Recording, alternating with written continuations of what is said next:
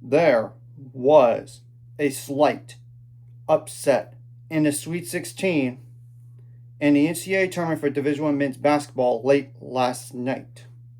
I apologize for looking down because I cannot memorize all this stuff.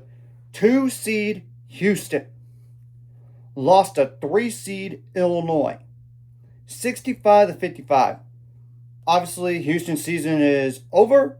They're 30-7 overall, while Illinois is 27-8 overall, and they're going to have a rematch with Iowa tomorrow, 5:09 p.m. Central Time on TBS/True TV.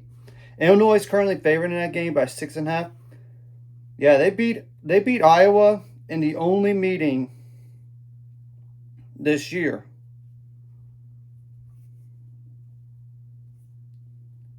It was like 75-69 on January 11th. We have to obviously wait and see what happens in that game.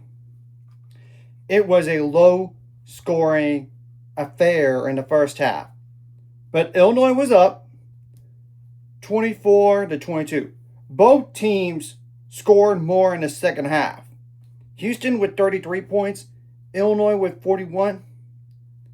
But there's more to the game than that. I would just go with the stats. I already looked at the last minute game. It's not even worth my time to go over foul game stuff. And yes, I know Houston got a little bit closer, but at the very end of the day, they put themselves too big of a hole. They were down 18. Yeah, they fought back. It's just at the very end of the day, you can't put yourself in that big of a hole and expect to win a game necessarily. Houston shot 34% from the field on 64 attempts, 28% on threes on 32 attempts, 2 for 2 on free throws. Yeah, they only attempted 2 free throws all game long. Good for Illinois' defense to do that. By the way, 34 rebounds, 11 offensive, 17 assists, 5 turnovers. That was not the problem in this game, as you can tell. 4 steals, 2 blocks, 21 fouls, and 9 points off the bench, which was from Chase McCarty. And 2 double-digit scores really combined for. Emmanuel Sharp had 17 points, though, and for 16 from the field, 3 for 10 on threes. And Kingston Flemings with 11 points, 4 for 10 from the field, 1 for 3 on threes, and 2 for 2 on free throws. So that's only 28 points from 2 players. Yikes. And the rest of the players that scored in the game had 6 or more. I mean, I already kind of mentioned Chase McCarty with 9. Milos Uzan did not have a good game. He's usually double-digit score. He only had 6 on 2 for 11 shooting, 2 for 6 on threes. Joseph Tugler did have 6 points, and he had foul trouble like with 4 of those. The same thing goes for Emmanuel Sharp and Kingston Flemings and Joseph Tugler. And then Chris Senac Jr. had 6 points, though he was inefficient as well. 3 for 12 in the field, 0 for 3 on threes, but he did have 10 rebounds. So that's 18 plus 9, that's 27 points from the rest of the players. Now, Illinois had how many bench points? Andre Stojakovic had 13.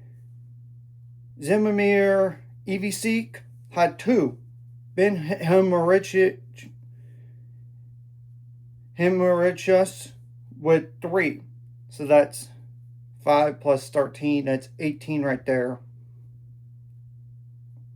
And 3 double-digit scores. King Wagler had 13 points. David Markovich had 14 in the game. And obviously Andres Stojakovic with 13. So that's 26. That's 40 points right there. And 2 players scored 6 more points in this game. I mean, Kylan Boswell had 6 points, which all came from the line, by the way. 0 for 5 from the field, 0 for 1 on threes, but 6 for 10 on free throws. He's usually a better free throw shooter than that. He's definitely got to have to shoot the ball better going into the next game, no matter what. I don't care if I was a 9 seed. If they made it this far, you can't underestimate them here.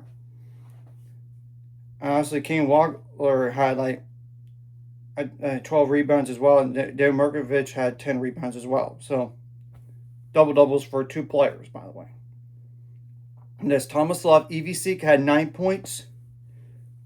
Yeah, that's 2 players scored 6 points this game, so that's 15 combined. Right there. And Illinois shot the ball better.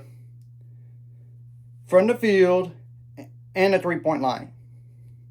43% from the field on 51 attempts, 39% on threes on 23 attempts.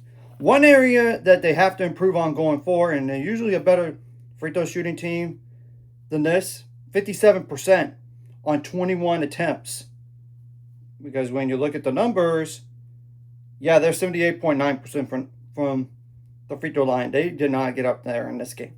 They did have 43 rebounds, 12 of those offensive. You don't see Houston getting out rebounded that often. 13 assists, 9 turnovers. Whenever you take care of the ball against Houston, you give yourselves a good chance to win. 2 steals, 3 blocks, 14 fouls. Now I'm going to go to the points out turnovers, points in the paint, fast break points as well. Points out turnovers actually did favor Houston in this game, 15-7. But the other 2 categories favored Illinois. I mean, fast break points, 2-0. And points in the paint did favor Illinois, 24-18. If there was a year that Houston could have gone to the Final Four for back-to-back years, this would have been one of them. I'm sorry, because you played literally at Toyota Center in Houston, Texas, Houston. You had your chance. And I knew this game was going to be interesting because, look, Illinois is a 3 seed. And they're good whenever they make shots, obviously. And they did have a little bit more size than you. I'm just saying, and I did say at the end of last year anyway, Houston was going to regress from last year to this year. I was clearly right about that. Now they finished in the Sweet 16, not like Elite 8 or Final Four or a national title game. And you got to think about the amount of losses too. Because, last year they were 35-5 and only had like 1 Big 12 loss. They had more this year, obviously. They were 14-4. And what's crazy is they're going to lose all 3 double-digit scores. Unless Kingston Flemings does not perform well at the NBA Draft Combine, he's going to be gone. He could be like top 10, top 5 pick.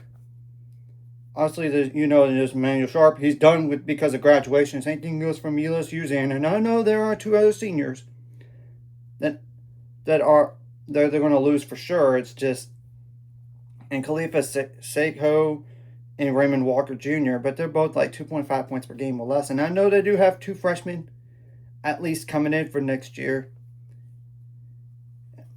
And obviously, once again, Kelvin Sampson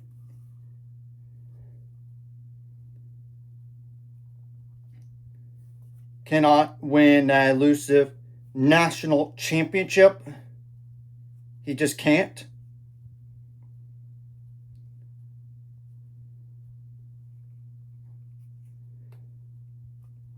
And he is 70 years old.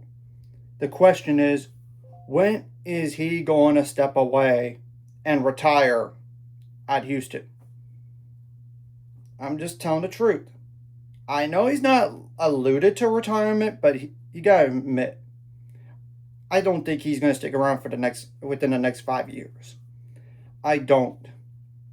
So it's a wait and see what happens. And obviously, Houston has never won a national championship in general.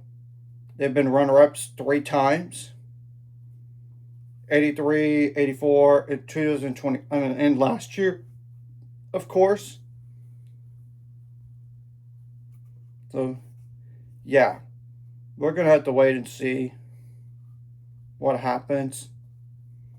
But if you're losing your top 3 scorers, it's going to be tough. And I know there might be players in the wings that maybe they're going to step up next year. It's just you're losing your 3 starters. I mean, Emmanuel Sharp, obviously Kingston Flemings to the NBA draft, and then Milos Uzan.